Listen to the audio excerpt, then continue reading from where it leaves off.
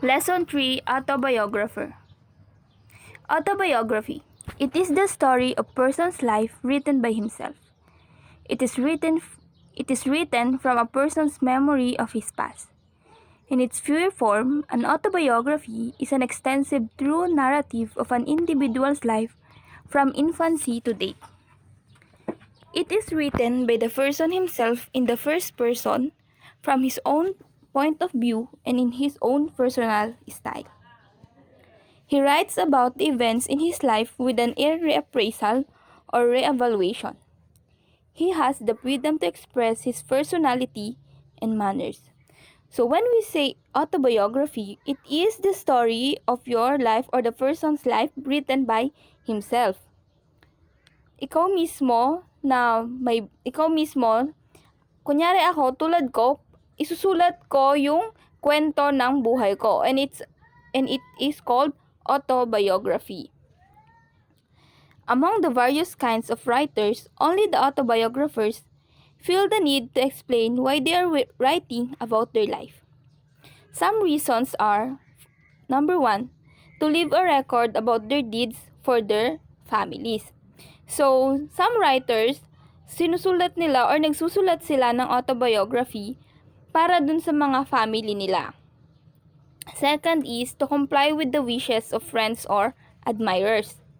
So, may ibang mga writers naman na kaya sila nagsusulat is para ma-fulfill yung mga wishes ng mga kaibigan nila na naghahanap or nagtatanong ng kwento ng buhay nila.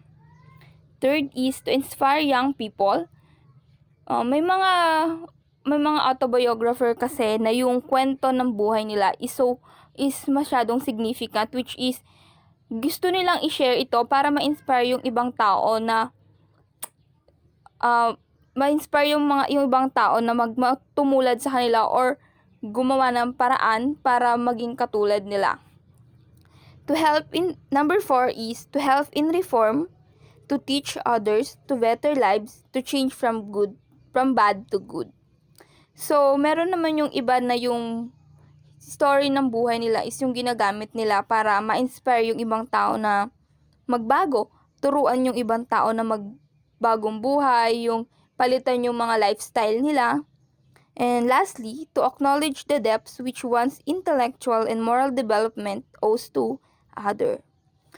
So, ito naman, para ma-acknowledge lang nila yung depths nila, yung intellectual ng isang tao or yung mga development na nakikita nila para sa ibang tao. So, according to Eleanor Roosevelt, it's hard for the autobiographer to really tell the truth without hurting anyone, but the more valuable what you have written will be in the future. So, an autobiography contains the following. Number 1 is early life history, birth date and place, names and ages of father, mother, brother, sister, their occupation, languages spoken, and early childhood memories. So, pag nagsulat tayo ng autobiography is naka-indicate doon yung history ng buhay natin mula sa birth date hanggang sa mga childhood memories natin. Number 2 is for recreational reading. Readers get vicarious experience from reading about the experience of writer. So, may mga reader kasi na sobrang na-excite sila kung ano yung kwento ng buhay ng isang author. Parang, mas maganda kasing magbasa ng isang kwento kung alam mo yung history ng author ng isang libro. For inspiration to others, the experience of the writer may be help to others. An example is kay Helen Keller's The Story of Myself. So, yung iba is binabasa nila yung isang autobiography para ma-inspire sila. Gusto nilang malaman yung experience ng isang writer tulad nung autobiography ni Helen Keller's The Story of Myself. And number 4, for self-justification. Through reading autobiography, you can justify a person, how they became a poet, a writer, a hero, and etc. And to give proof that he really deserves the title. For example, Cardinal Newsman Apologia Fro Sorabita in 1864. So, ito naman, meron yung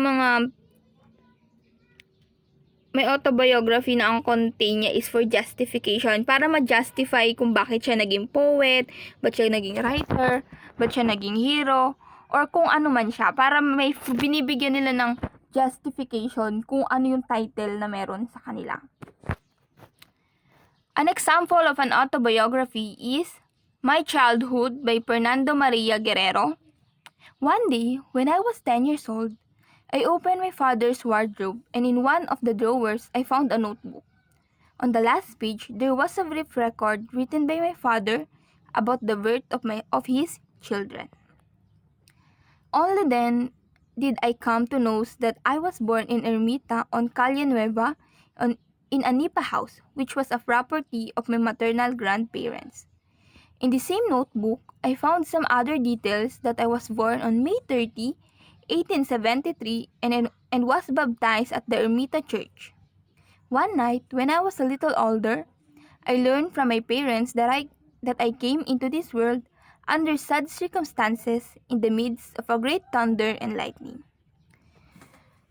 What I have not forgotten is my hatred for Spanish artillerymen and for any persons who dared to flirt with an aunt of mine, a sister of my mother, when she would pass into the artillery barracks in Calle Fundacion, Intramuros, on her way to the confessional. I looked with flamong and wide-open eyes at these charangus or windbags. I pressed my lips together in anger and shook my peace, while the artillerymen would laugh loudly at my boyish boldness and spirit. I was then 5 years old. I also remember other things. I remember I liked to play being soldier and above all a sailor. I was frantic with pleasure when my parents gave me a toy horse on which I madly was all over the lower hall of our house. But my joy was greater when one Christmas my mother gave me for a gift the complete uniform for a naval officer. A jacket of black bolt with gold epaulets and buttons and others such as sword, 2 real medals. When I was a little older, I liked to play with small boats and build them. I was at once commander and engineer of the boat. As I grew older, I noticed that my love of the sea did not abide. Whenever my parents or relative would ask what should I like to be, I would always answer marine engineer. When later they told me that to become a marine engineer, it would be necessary to depart from the motherland, cross the ocean, and study for 8 years in Belgium, I was truly frightened and gave up my dreams of a career on the sea. But I continued to love the sea, and one Sunday after Mass, my father asked if I want to learn swimming. But I was afraid.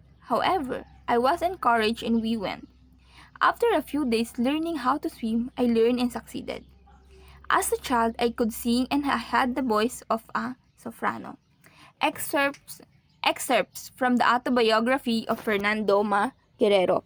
So, that is the example of autobiography written by Fernando Guerrero. That's all for my report. Thank you.